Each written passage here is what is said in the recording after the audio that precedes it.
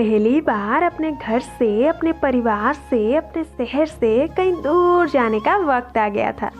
उससे पहले तक वो बाहर जाकर पढ़ाई करना, हॉस्टल में रहना, ये सब सिर्फ बड़ों से ही सुना था।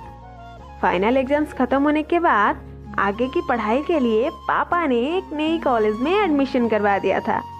वो कॉलेज हमारे घर से काफ़ी दूर था, इसलिए मम्मी के लाख मना करने के बाद भी पापा ने हॉस्टल में रहने का पूरा इंतजाम भी करवा दिया था। हॉस्टल में रहने का जितना डर था उससे कहीं ज़्यादा एक्साइटमेंट था। टूथब्रश से लेके पेंसिल तक सब नया खरीद लिया था। और फाइनली वो दिन आ गया और हॉस्टल में मेरा गृह प्रवेश भी हो गया। 10 बाई 12 फीट का वो कमरा, उसमें वो 4 बेड ऐसे पड़े हुए थे कि चलने की भी जगह नहीं थी।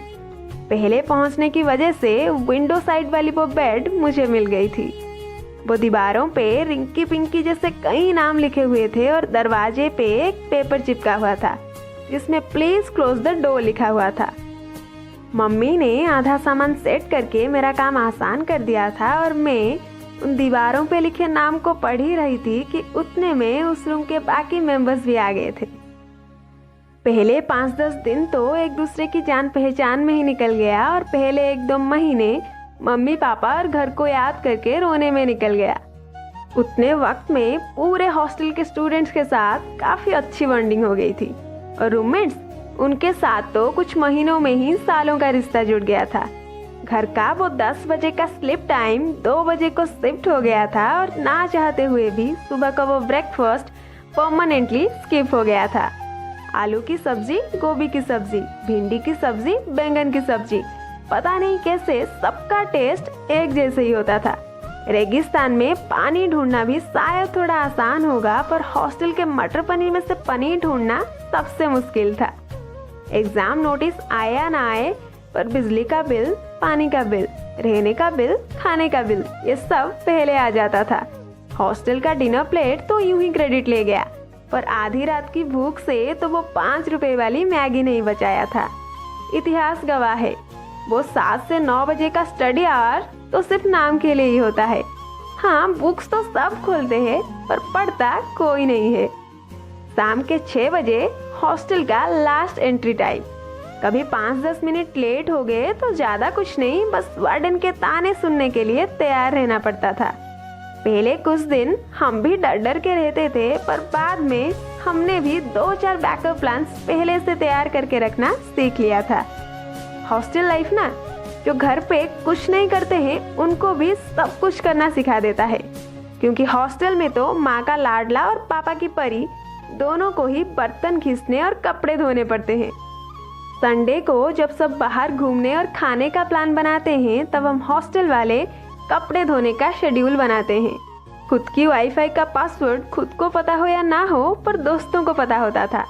एग्जाम्स के टाइम पढ़ाई कम और लेट नाइट गॉसिप ज़्यादा होता था। कुछ दोस्त ऐसे मिले वहाँ जिन्होंने हॉस्टल को ही घर बना दिया था। घर से बाहर भी कोई फैमिली होती है, उसका एहसास उन्होंने करवा दिया था। चाहे लंच स्किप हो जाए, पर शाम को दोस्तों के साथ मिलकर चाय पीने जाना फिक्स था। सिर्फ चिप्स खा के पूरा दिन सर्वाइव करना पहले साल में ही सीख लिया था। पहले कुछ दिन जो घर जाने के बहाने ढूंढते थे, वो सब अब घर ना जाने के बहाने ढूंढने लगे थे। घर में शुद्ध देसी घी के पराठे खाने वाले भी अब रोटी से मन बहलाने लगे थे। दुनिया के सारे बड़े बड़े प्रॉब्लम्स का डिस्कशन उस छोटी सी रूम में ही हो जाता था।